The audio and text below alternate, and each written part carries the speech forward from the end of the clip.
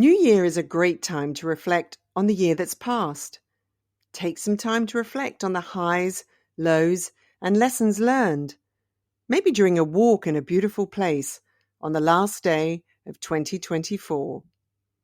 Be grateful for what we have and for the people and pets who lift us up. Remember that life doesn't come with guarantees and things rarely go according to plan. But having a plan that can flex as the world presents new opportunities can make all the difference. I'm Jules Walters, a health coach for busy women, helping you to become the CEO of your health. Yes, you got it. The Chief Executive Officer, the one who's in charge, the one who owns it. I've spent decades in healthcare as an entrepreneur and a CEO, and what I've learned is that many of the answers to a long and healthy life are up to us. I'm a big believer in the power of women to adapt. Let's face it, we've done it before. My message to you is that I absolutely believe you can become the CEO of your health. You are the expert on you. As a health coach, I've seen many women make the journey from being fed up and frustrated to being empowered and encouraged. They've done it by making small tweaks to their habits that together make all the difference. I call them Nano Health Habits, and I've written a book about it called, not surprisingly, Nano Health Habits. And these are small steps which, built one on top of the other, can transform our health. And that's what this podcast, The Health Refresh, is all about. If you're a busy woman who wants the best for herself and her family and is not prepared to accept that what you have now is as good as it gets, then you're in the right place. Welcome, my friend. Welcome to the Health Refresh team. Today we're going to talk about how to survive a big week coming up in terms of eating and drinking. Christmas and New Year can set us back if we overdo it, but it can be fun and healthy if we plan ahead. Managing our environment is one of the cornerstones of health, and that certainly includes eating and drinking. So here are my top tips for a merry and a healthy week ahead. So let's start with setting some boundaries in terms of time. Christmas doesn't have to last all day. If you're hosting, how about asking everyone to arrive a bit later, say 3 o'clock?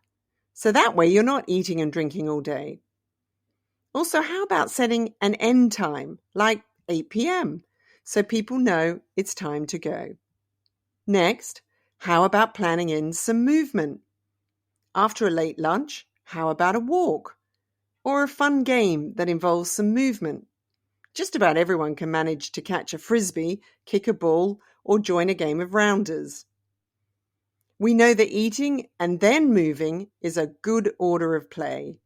That way we can get all those lovely nutrients, particularly sugar, out of our bloodstream and into our cells where it's needed.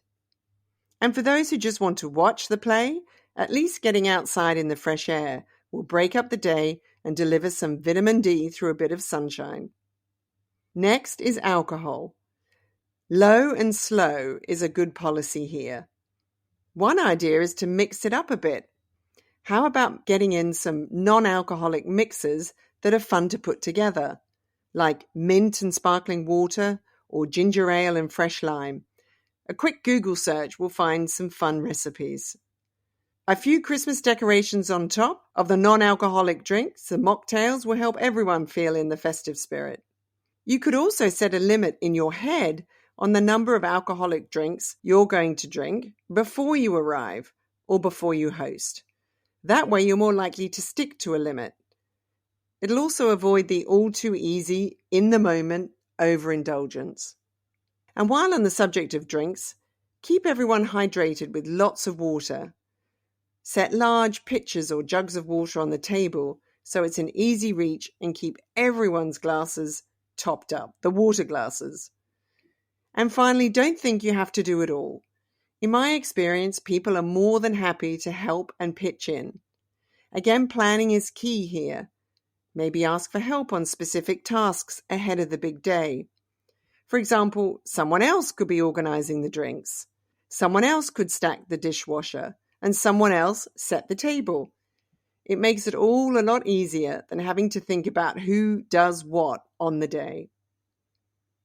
For New Year's Eve, we could apply the same boundaries.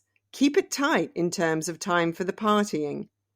New Year is a great time to reflect on the year that's passed. Take some time to reflect on the highs, the lows, and the lessons learned. Maybe during a walk in a beautiful place on the last day of 2024. Be grateful for what we have and for the people and pets who lift us up. Remember that life doesn't come with guarantees and things rarely go according to plan. But having a plan that can flex as the world presents new opportunities can make all the difference. It brings to mind a quote by the wonderful writer and poet Maya Angelou. My mission in life is not merely to survive, but to thrive, and to do so with some passion, some compassion, some humor, and some style. So here's to a great 2025 for us all. If you're looking for new ideas to get that new year off to a strong start, I've just created a free introductory masterclass that you can find at my website, juleswalters.com/masterclass. The masterclass looks at how our bodies are hardwired through our DNA to manage everything from fat storage to appetite to sleep and movement.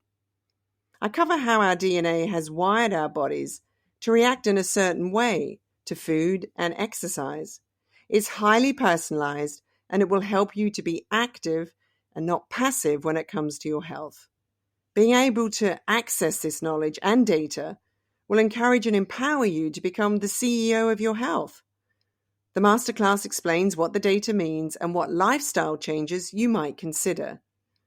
We know that change is hard. It's why so many of us start with New Year's Eve resolutions, and by February, many of us have already given up. But I believe with a little support and guidance, you can step into being the strong, powerful, and resourceful woman that you are. So again, the free masterclass is at juleswalters.com/masterclass. So that's it for this week. Before we go, I do need to make clear, if I haven't already, that I am not a doctor. I'm a health coach, and my lane is lifestyle and how it affects our health. If you have a medical condition or suspect you might be developing one, then a doctor is the right person to see. So that's the legal bit done.